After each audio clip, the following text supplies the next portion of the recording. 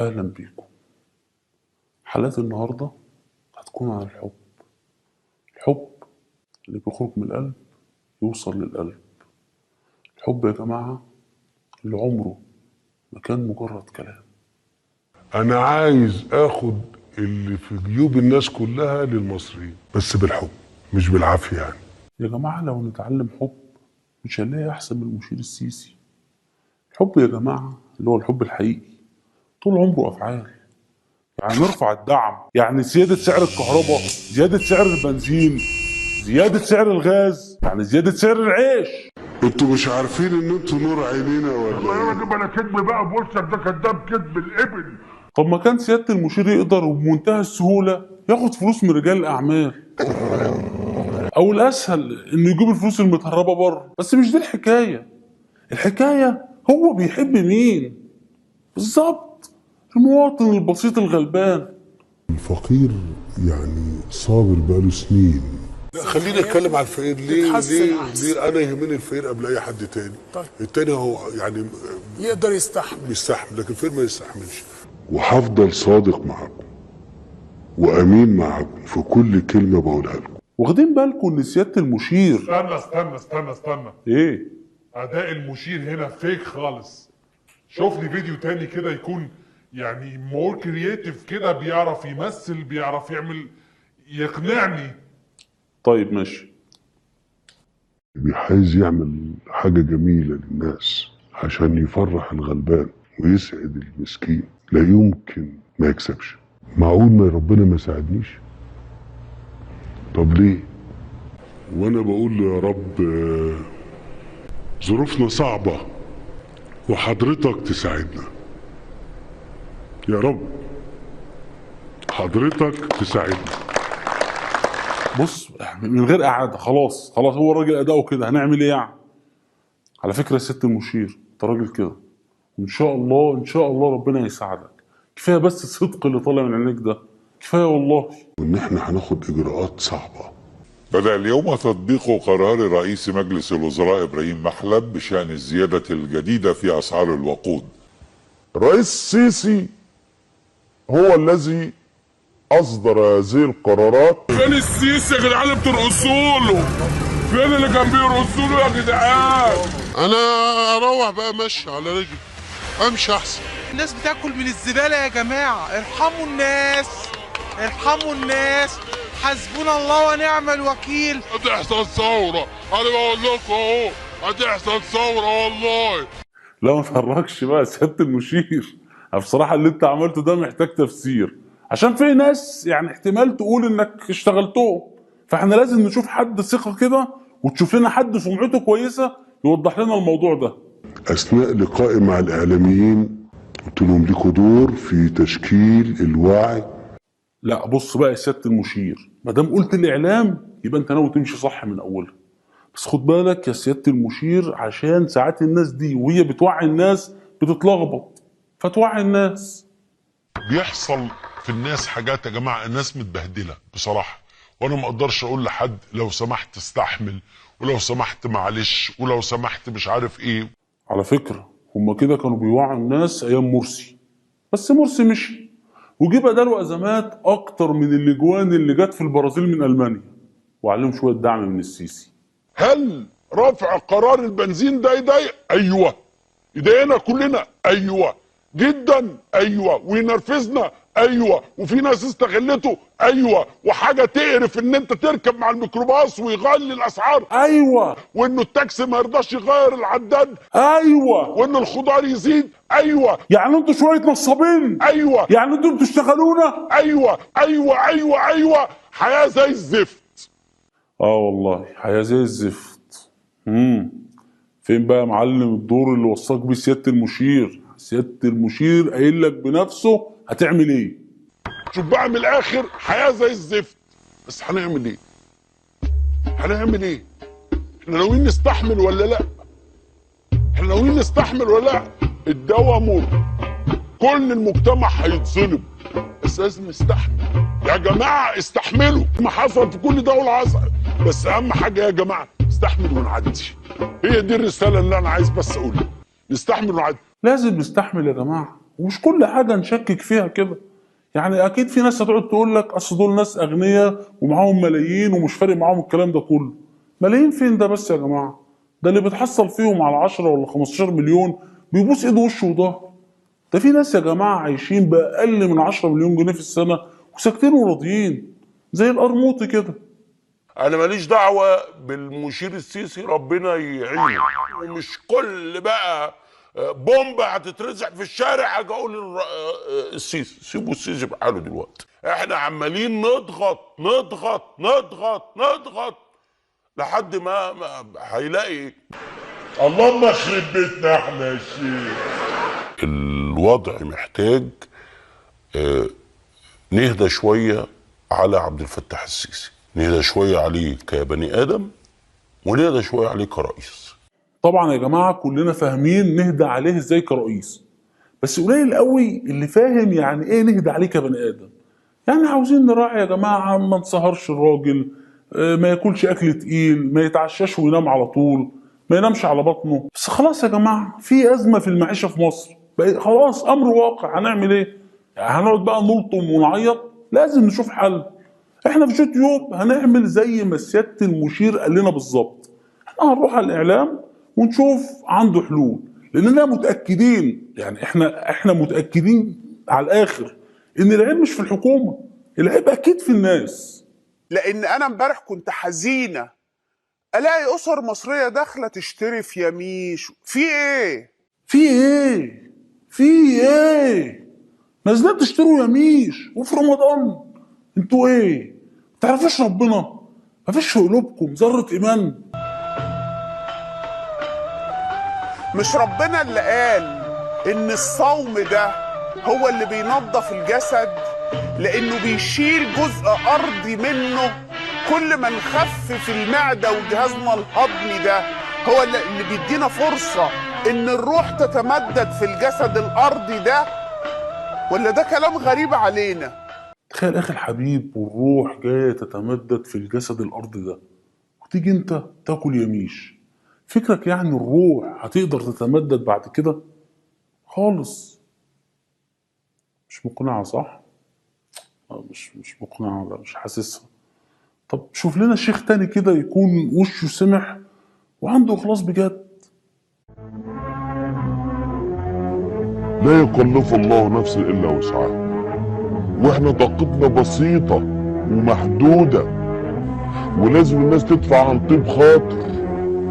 طهروا اموالكم، احنا في شهر اصلا زكاة المال واجبة، يبقى لازم نتعاون. هو ده، هو شايف السماحه اللي في وشه؟ شايف النور اللي بيبظ من عينيه؟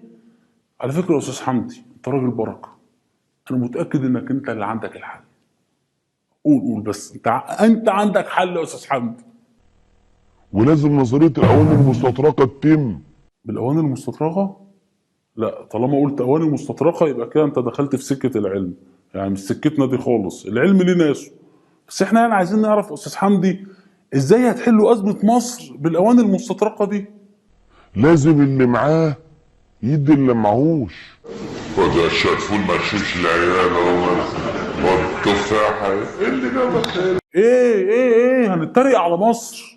على فكره مصر فيها ناس مستعديه تضحي عشانها بكل ما تملك. انا داخل رمضان ومعايا معايا جنيه، ممكن ادفعه؟ يا سلام، طبعا. والجنيه ده زي المليون جنيه، زي المليون جنيه من ناس ربنا كرم، لانه بالنسبه لك الجنيه جنيه بجد. انا عارف انه عزيز وغالي وقيمه كبيره عند حضرتك، بس بتتبرعي بيه لبلدك، بلدك المصلحه. انا بصراحه يا جماعه اللي هزني في الفيديو ده مش ان هي اتبرعت بالجنيه اللي حيلتها، لا، ان الاستاذ احمد موسى عرف ان هي ارمله. او بالنسبه لحضرتك سيده ارمله، انت عرفت منين يا استاذ احمد ان الست دي ارمله؟ يعني رملتها ليه؟ سيده تليفونها اخره 425. قلت لي رقمها اخره 425. ده طبعا رقم الاستوديو اللي جنبكم.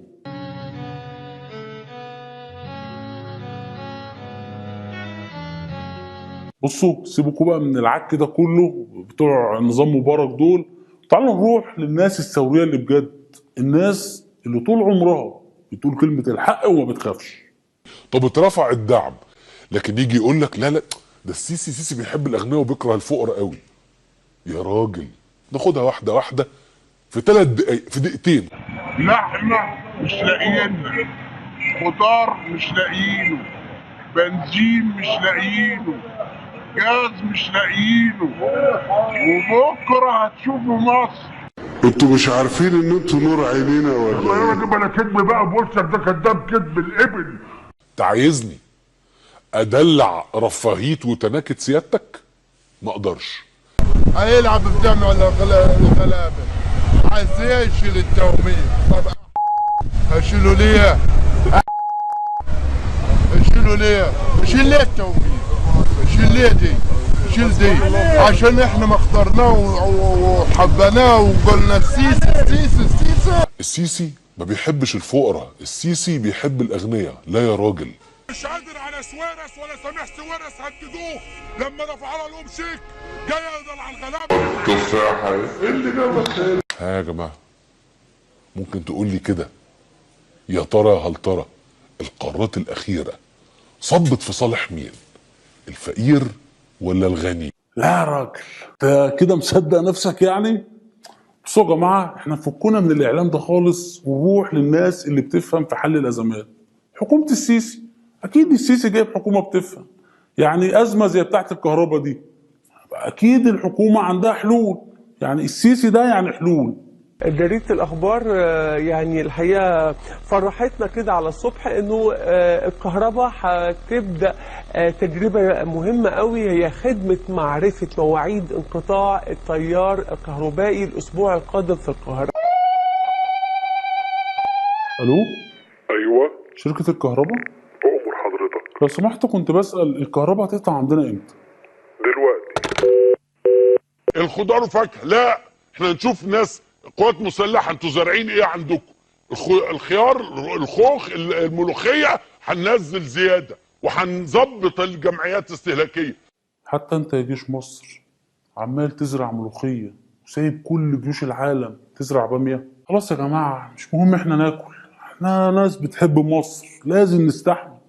لكن في ناس تانية في البلد مش هتقدر تستحمل رفع الدعم ده، ناس غلابة مش لاقية اللقمة. نفسي في حاجه كمان، نبتدي نصرف على اولادنا الضباط والعساكر شويه. انا عارف الفلوس قليله.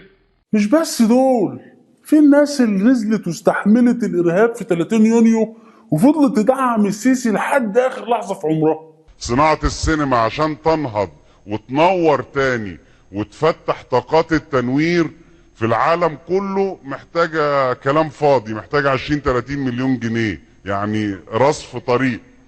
لو 20-30 مليون جنيه انا مصدق عليهم دلوقتي.